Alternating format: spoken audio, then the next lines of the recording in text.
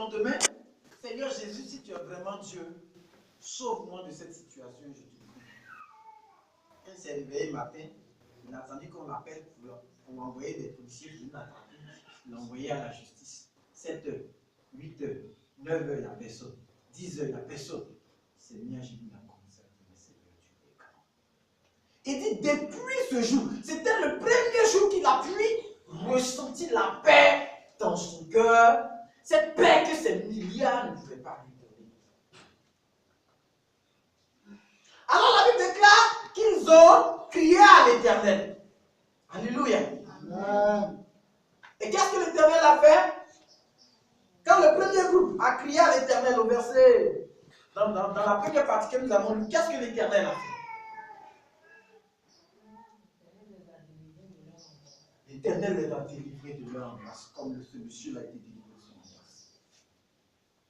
L'Éternel les a délivrés de ce qui les ronge, de ce qui fait que quand ton mari n'est pas là, ta femme n'est pas là, tu es assis et puis tu réfléchis, quand tu fais parce qu'il y a des choses que tu ne peux pas partager avec les gens. Tu as besoin de partager cela avec Dieu.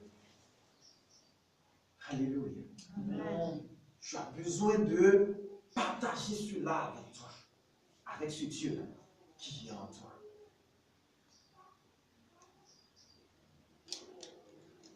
Vivre de cette manière-là, c'est vivre et tracer les sillons pour ne pas avoir la paix du cœur.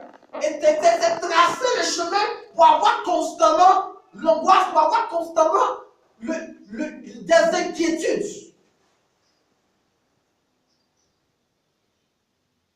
Alléluia.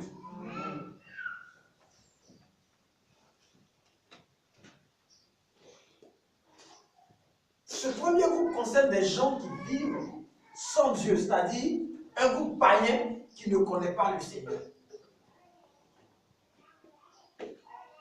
Jusqu'à ce que ce dernier ou ces derniers aient crié à l'Éternel et que l'Éternel soit survenu dans leur vie.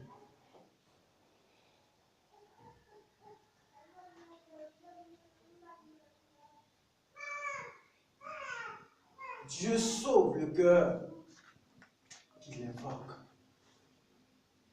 Quelle que soit la vie que cette personne a eu à passer hier, quelle que soit la profondeur, la saleté de mes fautes, de tes fautes, dès lors que je viens à Jésus, dès lors que je fléchis genoux devant Jésus, dès lors que je prends la décision de crier, Seigneur Jésus, sors-moi de ma situation. La Bible déclare que l'Éternel répond.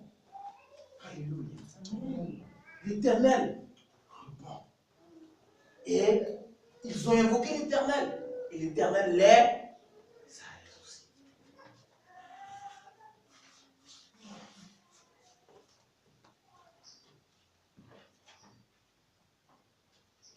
Alléluia. Nous allons voir le deuxième groupe. À partir du verset 9.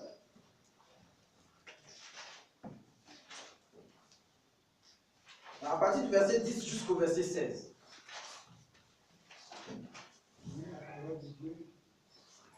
Ceux qui demeurent dans les ténèbres et dans l'ombre de la mort, garrottés d'affliction et de fer, parce qu'ils ont été rebelles aux paroles du fort, et qu'ils ont rejeté par mesure les conseils du souverain.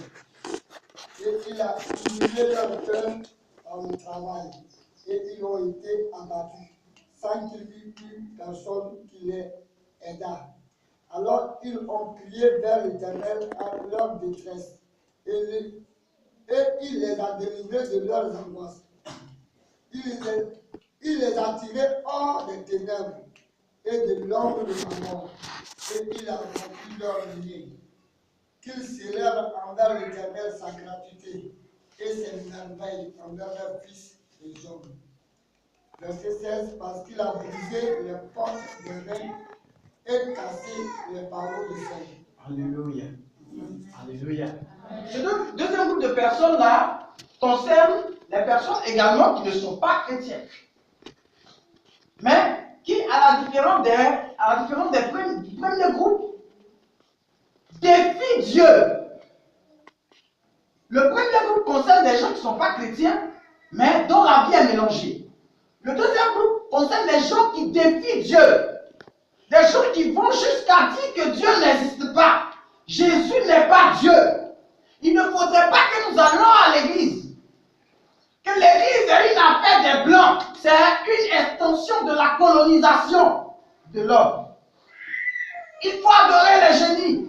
Il faut adorer les forêts. Il faut adorer les eaux. Et les gens les suivent. Alléluia. Et les gens les suivent.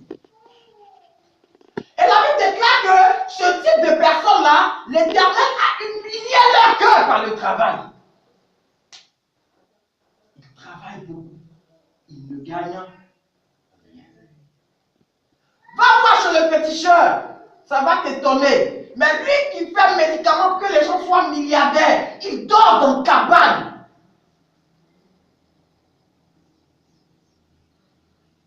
Il est pathétique. Va voir chez l'Illuminati. Il est président du monde. Mais quand son mandat passe, il devient malheureux, misérable. Aujourd'hui, quand tu regardes un président aussi puissant que Nicolas Sarkozy, devenu être à la risée des gens, au point que les gens se moquent de lui. Ça fait pitié. Et on est dedans, lui, la région chrétienne, c'est les blancs qui ont envoyé, mais Jésus est juif, Jésus n'est pas français. Si la religion est aussi mauvaise, pourquoi les blancs eux-mêmes prient? Eux-mêmes cherchent Dieu. Aujourd'hui, tu trouves des jeunes français de 20 ans, de 17 ans, qui évangélisent, qui prêchent, parce qu'ils veulent coloniser leurs frères. Alléluia. C'est parce qu'ils veulent coloniser leurs frères en France, ou bien en Angleterre, ou bien en Amérique, aux États-Unis d'Amérique. Vous voyez en Amérique latine, des gens cherchaient Dieu de tout leur cœur en Europe. Et vous trouvez le prétexte pour dire que non, laissez nos idolâtries pour aller suivre Jésus. C'est une arnaque du blanc. Mais pendant que tu ne suis pas Jésus, Jésus ne t'occupe pas après de venir l'adorer. Alléluia. Amen. Est-ce que tu as vu un passage dans la Bible où Jésus dit que si quelqu'un ne l'adore pas, on doit partir prendre arme et tuer cette personne? Ils sont fous. Ne viens pas adorer Dieu. Ce n'est pas ton problème. Continue dans tes fêtes d'igname, dans tes fêtes bizarres, dans tes cérémonies de séquelles. Continue dans tes pratiques vaudou. Ne change pas. Mais de la manière que tu penses que tu es fort, c'est comme ça que Dieu humilie ton cœur par le travail. Tu deviens esclave de Satan, tu n'as rien, tu ne ressembles à rien. Et tant que je serai en train de pratiquer cela, je ne vais ressembler à rien.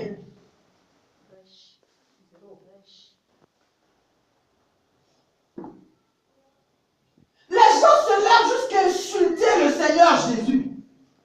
Les gens se lèvent jusqu'à se dresser en se disant qu'ils sont Jésus, revenu sur la terre. Mais s'il est faux, pourquoi se substituer à lui? Amen. Amen. Quand tu dis que je suis divin, il ne faut pas chercher à me ressembler. Jésus n'est pas Dieu, mais je suis Jésus qui est revenu sur la terre. Ça n'a pas de sens. Les gens vont jusqu'à dire que non, Jésus il est le Messie des Juifs. Il faut que les Africains aussi aient leur Messie. Mais tant que tu ne lis pas la Bible, les gens vont te mentir. Alléluia. Amen.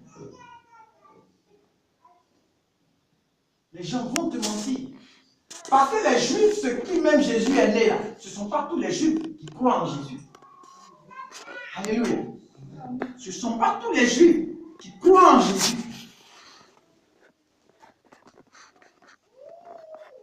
Donc il ne veut même pas faire une l'unanimité. C'est-à-dire, il ne veut même pas que tout le monde soit d'accord.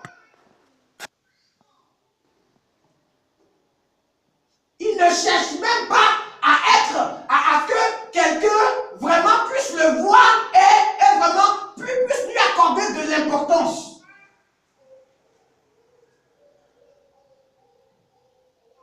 Si tu cries à lui, il t'exauce. Mais si tu ne cries pas à lui, il ne viendra jamais te demander pardon pour te sauver. Jésus n'est pas comme ça. Il dit qu'il est à la porte, il frappe. Si tu ouvres, ça veut dire que tu as une responsabilité. C'est pourquoi la Bible précise pour dire que ceux-là qui avaient pris Dieu en ennemi, ceux-là qui avaient vécu toute leur vie en s'attaquant au Seigneur, le jour qu'ils ont invoqué le Seigneur s'est présenté à eux. Non en disant, c'est vous qui avez pratiqué les sacrifices humains hier, c'est vous qui avez sacrifié les gens pour avoir de l'argent, pour être riche, c'est vous qui avez coupé les têtes des... Non. La Bible déclare qu'il les a exaucés. Il a changé leur passé en un futur radieux. Raison pour laquelle il demande à ce que, pour avoir été témoin des choses que l'Éternel fait, qu'il élève Dieu et qu'il glorifie le Seigneur. Dieu ne regarde pas mon passé. Il ne regarde pas ton passé. Mais à partir du moment où tu l'invoques, à quel point ta vie a changé?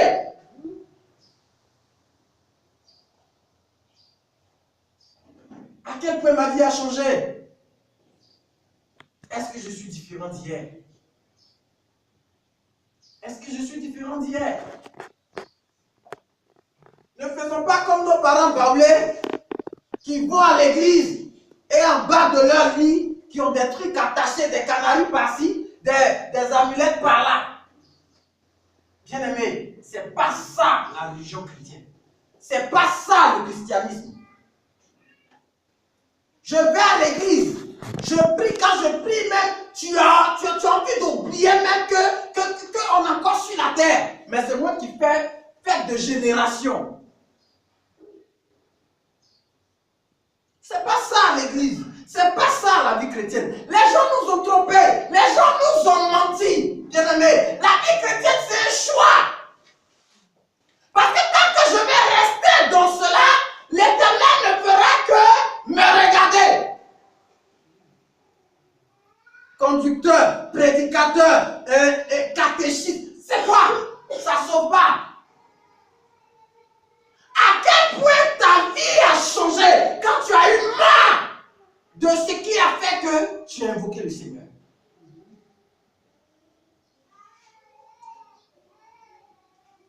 À quel point ma vie a changé? Parce que c'est parce que les gens étaient fatigués. Alléluia. Amen. Les gens étaient fatigués.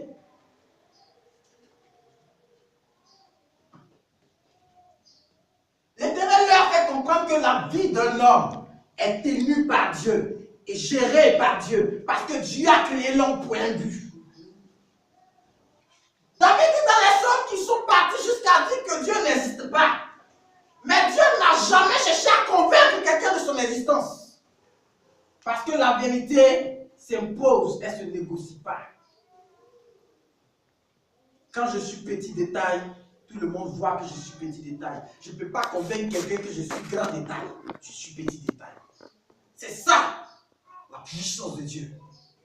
Quand Jésus est vrai. Et il n'a pas besoin que quelqu'un croie qu'il est vrai, jusqu'à ce que quelqu'un réalise la véracité de son nom. Tant que tu n'as pas encore réalisé de toi-même que tu voudras suivre le Jésus des autres, tu seras en train de suivre un Jésus faux, parce qu'il n'aura pas de fondement en toi. Jésus-Christ est Seigneur, il est unique. Mais ta conception de Dieu fait la qualité de ta relation avec Dieu. Amen. Le Jésus que je prie est le Jésus que tu pries. Mais la manière dont il agit avec moi n'est pas la même manière dont il agit avec toi. Pourquoi? Parce que ce que je comprends de Jésus, c'est pas ce que tu comprends de Jésus.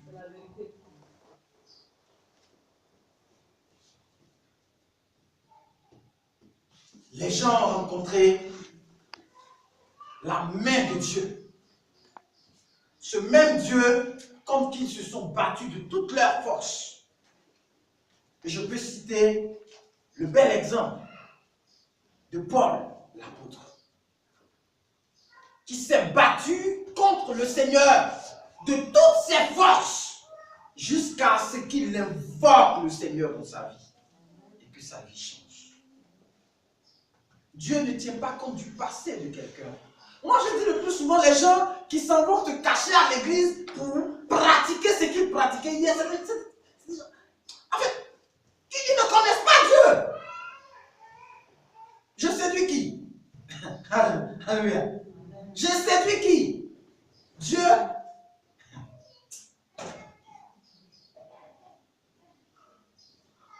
Que Dieu nous bénisse. Amen.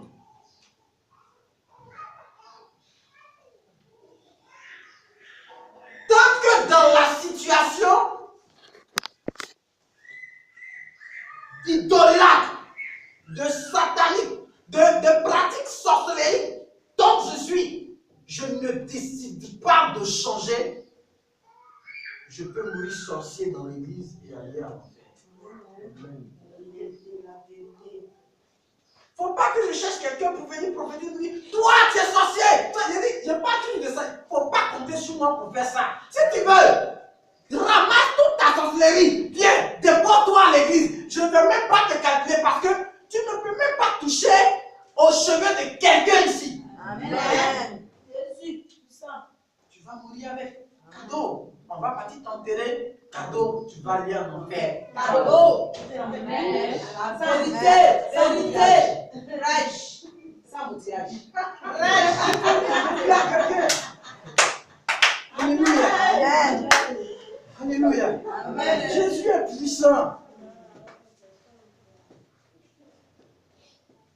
Que Dieu nous bénisse. Amen. Ce deuxième niveau de personnes, ne pas dire ce deuxième groupe de personnes, concerne des personnes que Dieu appelle au changement, des personnes que Dieu appelle à ne pas contester continuellement avec la main de Dieu. Quelle que soit ta puissance, Satan reconnaît que Jésus-Christ est Dieu. Amen. Donc tu n'es rien, je ne suis rien.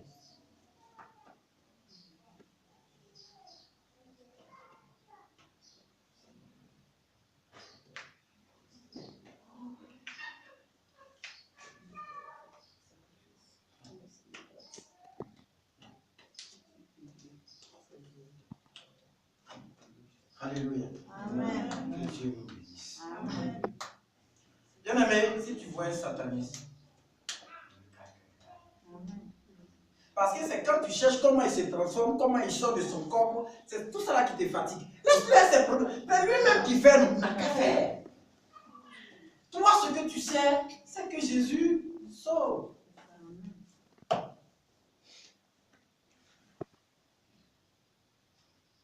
Tu vois un esprit de mort dans le verre, tu couches jusqu'à ton pied va se casser. L'esprit de mort là, il ne coupe pas. Il disparaît. L'espace-temps, ça n'existe pas chez lui. Pendant que toi tu cours, lui, il est porté par le temps. Tu cours quand tu arrives, il est devant toi. Donc, au lieu de courir, considère-le comme rien. Si le démon n'existe pas, toi tu es chrétien comment? Alléluia. Comment tu veux vivre dans un monde où il n'y a pas Satan? Vérité. Les gens voient tes genoux, ils sont paniqués. Reste là. Tu vas voir qu'est-ce qu'il y a de ça. Amen. Nous allons partir au troisième groupe. Le troisième groupe, c'est à partir du verset 17 jusqu'au 21.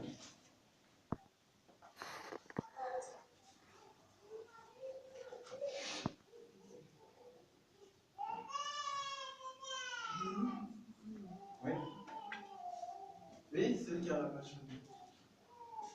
Les insensés, par leur conduite comble et par leurs iniquités, s'étaient rendus malheureux. Leur âme avait en horreur toute nourriture et ils touchaient aux portes de la mort. Dans leur détresse, ils crient à l'Éternel et il les délivra de leur angoisse. Il envoya sa parole et les guérit. Il les fit échapper de la force. Qu'il loue l'Éternel pour sa bonté et pour ses merveilles en faveur des fils de l'homme. Amen. Pour revenir encore au deuxième groupe, la Bible déclare que l'Éternel pour eux a brisé les verrous du fer. Ça veut dire que quand quelqu'un est devenu illuminatif, même quand quelqu'un est devenu chrétien, même quand quelqu'un est devenu franc-maçon, même quand quelqu'un est devenu, quand quelqu'un est parti chez un marabout pour tisser une alliance et qu'il est devenu esclave de cette alliance-là et qu'il a invoqué l'Éternel, l'Éternel a brisé cette prison et l'a fait sortir. Alléluia. Ça veut dire que quel que soit ce que j'ai fait hier quand j'étais dans le monde, quand j'ai crié à Dieu, Dieu a brisé les verrous de fer et ma condition d'esclave a changé. Et de l'esclave, je suis devenu le prince. Amen. C'est ce que la Bible dit. Donc la possibilité pour Dieu de sauver de telles personnes existe encore. La possibilité pour Dieu de sauver des prostituées, la possibilité pour Dieu de sauver des féticheurs, la possibilité pour Dieu de sauver des marabouts est encore là. Seulement prions que Dieu nous bénisse. Donc le troisième groupe concerne les insensés. Un insensé, c'est qui? C'est quelqu'un qui est fou. C'est quelqu'un qui pense tout connaître.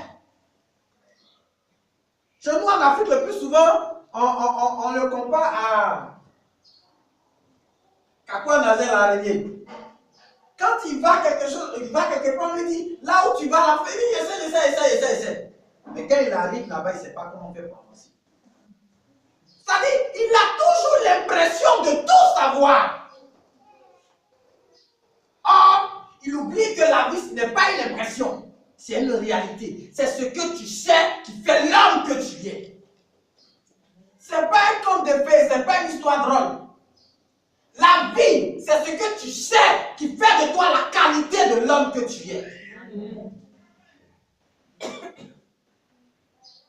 donc, c'est le type de personne qui est à l'église, qui connaît toute la Bible. Tu ne peux plus lui parler.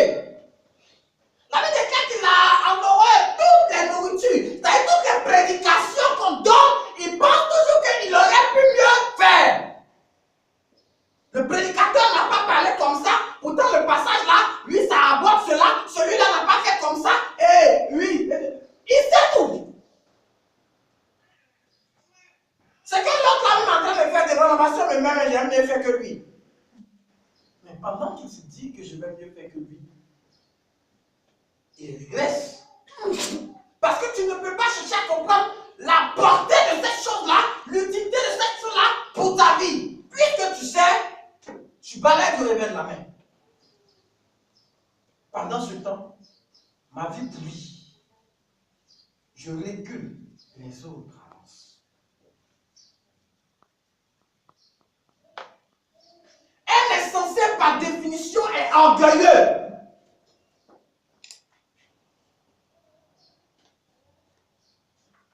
Il trouve même que la Bible a été écrite par les hommes et que ça a été une réflexion individuelle des hommes. Il est chrétien. Hein? Et donc, par moment, il vient expliquer la Bible autrement que ce que Paul a dit ou quelqu'un, puisque quelqu'un a donné son avis sur un sujet et lui, en tant que chrétien, il peut aussi donner son avis. Des enseignements qui nous égarent de la maison de Dieu. Des gens qui lisent la Bible rien que pour discuter avec les autres. Pourquoi tu es comme ça? La Bible dit comme ça. Toi, tu fais comme ça. Bien-aimé, restons dedans. Alléluia. Restons dedans. Il y a quelqu'un qui, un jour, avait demandé à l'évangéliste, il avait dit à l'évangéliste, il ne fait pas l'église parce qu'il n'a pas vu dans la Bible où on dit de faire cours de baptême avant de faire baptême. C'était ça. Ça m'a choqué. Je n'ai pas voulu parler. Je lui ai dit, laisse-le comme ça. Mais bien aimé, quand tu lis bien la Bible, il y a toujours coup de baptême avant baptême. Parce que Jésus dit, allez et parle-leur de la bonne nouvelle. Quand tu parles de la bonne nouvelle à quelqu'un, tu lui dis le bien fondeur Alléluia. Tu ne vas pas trouver quelqu'un qui dit, viens te baptiser. Et puis lui-même, il ne sait pas ce que c'est que le baptême.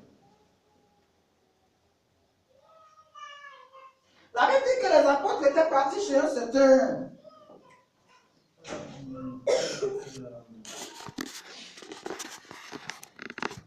J'oublie un peu son nom. Et Paul avait demandé si est-ce qu'il avait reçu le baptême. On dit non. Et ils sont partis baptiser toute sa maison. Mais c'est parce que, avant de parler de baptême, les disciples avaient été chez lui. Ils lui ont parlé de l'évangile.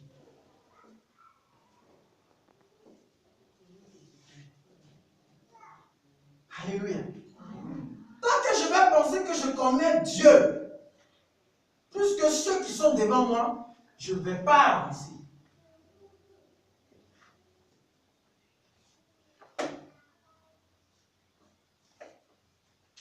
La Bible dit qu'ils ont refusé toute forme de nourriture. Ils refusent même la parole de Dieu. Mais si tu ne lis pas la parole de Dieu là-haut, est-ce que c'est Dieu dans l'église qui fait de toi le responsable? Si je ne sais pas que la Bible contient 66 livres, comment je peux m'asseoir devant quelqu'un pour dire que je suis chrétien? C'est sur la base de quoi? De mes pensées, de ma conception des choses. Le changement commence à partir de la connaissance. Et la Bible déclare que la parole de Dieu est la nourriture spirituelle du chrétien. Toi, tu ne lis pas, tu ne médites pas, je ne lis pas, je ne médite pas. Comment est-ce qu'on pourrait être utile? Parce que même quand tu vas évangéliser quelqu'un, c'est lui parler de Jésus. Mais comment tu connais Jésus si c'est pas au travers de sa parole? Tu es tellement spirituel que Dieu te parle par les révélations maintenant. Mais même la révélation de Dieu s'appuie sur la parole de Dieu. Dieu ne fait rien en dehors de sa parole, selon l'enseignement de la Bible elle-même. Dieu ne fait rien en dehors de sa parole. Je disais un jour à Damaï que même le Saint-Esprit de Dieu, quand il vient pour t'exaucer au cours d'une prière, cherche à voir la légalité de cette prière en accord avec la parole. Il ne vient pas pour faire magie. Est-ce que la parole lui autorise ce qu'il veut faire dans ta vie? Dieu ne fait rien en dehors de sa parole.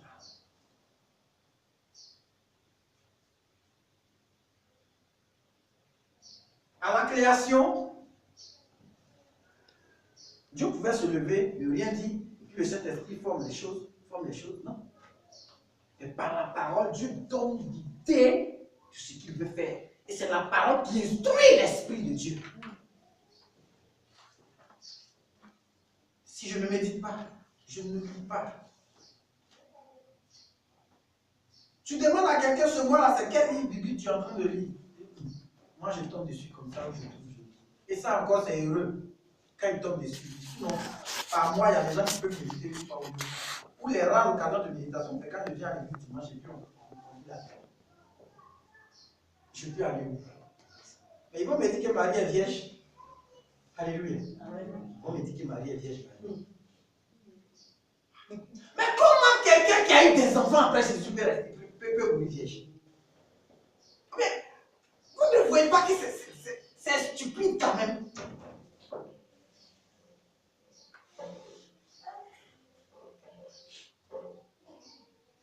Je dis toujours, quand les gens sont en train de faire leurs choses, et puis toi tu ne sais pas ce qu'ils sont en train de faire, il ne faut pas partir de maintenant.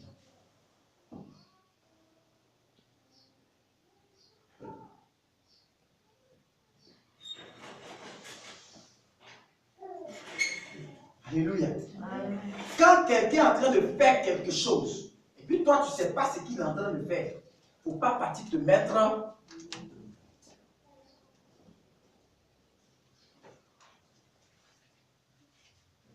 Je ne voudrais pas insulter l'église, mais je voudrais que quelqu'un comprenne que la qualité de ta vie chrétienne,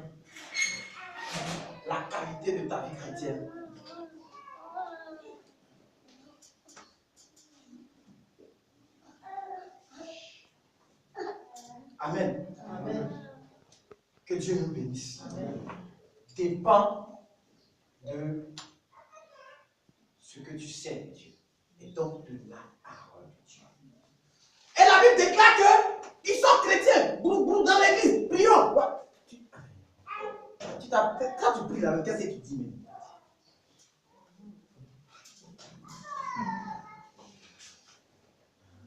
Alléluia. Amen. Quand ils ont eu des problèmes, quand ils ont été coincés, quand ils ont eu des difficultés, la Bible déclare qu'ils ont crié à l'Éternel. Regardez ce que l'Éternel va faire. L'Éternel va leur envoyer sa parole pour les guérir. Amen. Amen. Amen. Les fous, les insensés, les gens qui n'ont aucune connaissance, qui sont orgueilleux et prétentieux, la Bible déclare que pour les éclairer, pour les guérir, Dieu leur a envoyé sa parole. Amen. Il va envoyer le miracle.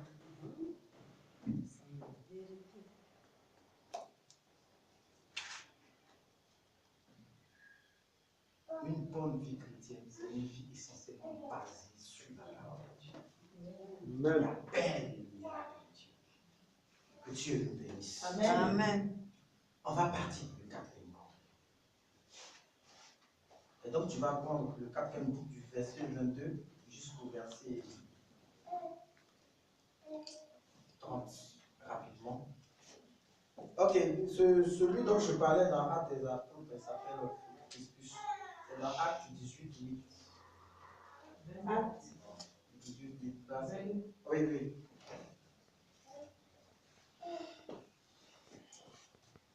qu'il offre des sacrifices d'action de grâce et qu'il publie ses œuvres avec des cris de joie. Ceux qui étaient descendus sur la mer dans les navires et qui travaillaient sur les grands eaux. Ceux-là virent les œuvres de l'Éternel et ses merveilles au milieu de la ville.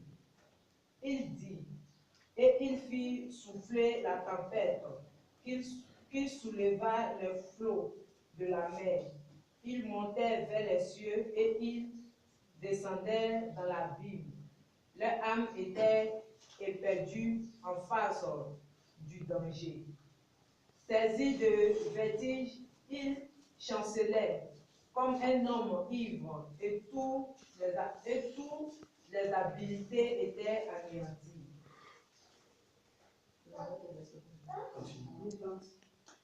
Dans leur détresse, ils crient à l'Éternel et il les délivra de leur angoisse. Amen. Il a... Amen. Que Dieu nous bénisse. On me dit qu'il reste 10 minutes, mais 10 minutes sont... Amen. Amen. Ils ont crié à l'Éternel. Ce groupe-là concerne le groupe des hommes d'affaires. Alléluia. Amen.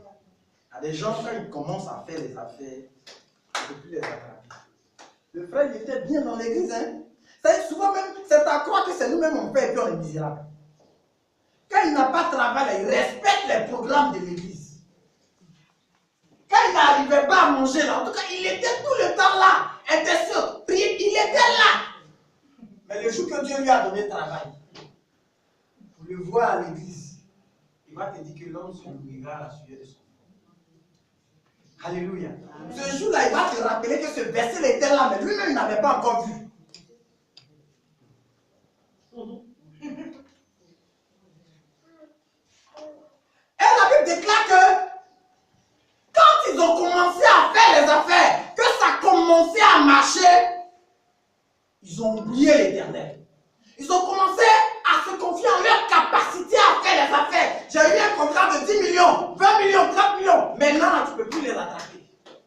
Le frère en Christ, il te voyait, il te salue, il te demande, est-ce que tu as médité? S'il s'arrête, tu vas monter dans sa voiture. Maintenant, là même, là, dès qu'il te voit venir, il est devant. Vous savez, c'est moi qui fais tout pour le pasteur. Hein? Ça, c'est moi qui ai acheté pour le pasteur. Ça, c'est moi qui fais pour l'église. Les affaires nous ont dénaturés. Et ça nous a rendus orgueilleux. Comme si quand nous respirons, l'église respire. Quand nous arrêtons de respirer, l'église s'étouffe.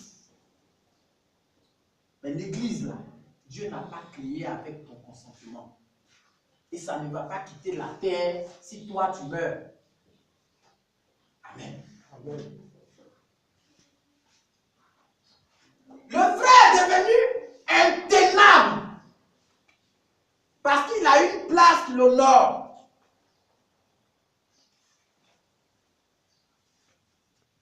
On est là, on souffre. Dès qu'il a une position un peu bien,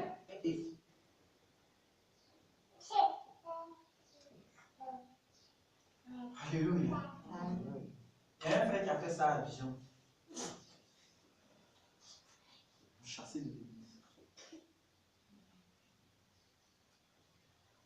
Il a commencé à vivre mal dans l'église. Parce que c'est lui qui a acheté la voiture du pasteur. Parce que c'est lui qui paye le loyer de l'église, c'est-à-dire la maison de l'église, le lieu où les gens prient. Parce que c'est lui qui a. Donc, il vit mal. Le jour que le pasteur l'interpelle, il commence à dire aux gens, c'est moi je te nourris devant les gens. C'est moi je fais ceci, c'est moi je fais cela. Si tu sors, on va voir si l'église va venir. Il est parti, l'église a suivi. Il s'est remonté. Amen. Quand tu fais des affaires, que quand Dieu t'accorde du travail et que tu remarques que ton travail est en train de te séparer de Dieu, fais attention. Quand tu fais un travail et puis tu remarques qu'au début ça allait, mais à un moment donné, le travail est en train de te prendre le temps au point que tu n'as plus d'intimité avec Dieu. Ce qui fait que tu vis, ce n'est pas le travail, c'est ton intimité avec Dieu. Ce qui fait que tu respires, que tu existes, c'est parce que l'Esprit de Dieu est en toi. Organise ton temps. Arrange-toi. De manière à ce que ton travail ne te détruise pas ta relation avec Dieu. Et que ta relation avec Dieu ne détruise pas ton travail. Parce que Dieu veut que tu travailles. Alléluia. Amen. Paul dit, si tu as un frère qui n'aime pas travailler, sépare-toi de lui. Ne le fréquente pas. Ça veut dire que Dieu même veut que tu travailles. Tu as un frère, il prie, il est zélé, il n'aime pas travailler. Sépare-toi de lui. Donc Dieu veut que tu travailles. Mais quand ton travail devient un problème pour ta relation avec Dieu, fais attention. Alléluia. Fais attention. Alors la Bible déclare qu'ils ont commencé, quand ils ont commencé à se voir sur des nuages, Dieu lui-même a soufflé un vent. Ils ont commencé à avoir des problèmes dans leur business, des crédits ici, des dettes par là, jusqu'à se retrouver à zéro. Et je sais qu'il y a bon nombre de personnes dans le monde à qui c'est arrivé. À zéro, endettés jusqu'au cou. Ils sont obligés de se cacher. Se promener la nuit parce que le matin, ils vont les attendre et les envoyer à la police. La Bible déclare que dans cette situation, ils ont invoqué l'Éternel. Et l'Éternel, maintenant, les a sauvés et il les a dirigés vers où il veut. Regardez bien le passage. Il les a dirigés vers où lui-même, l'Éternel, il veut. Quand l'Éternel te donne un travail, c'est pour atteindre un but dans ce travail-là avec toi.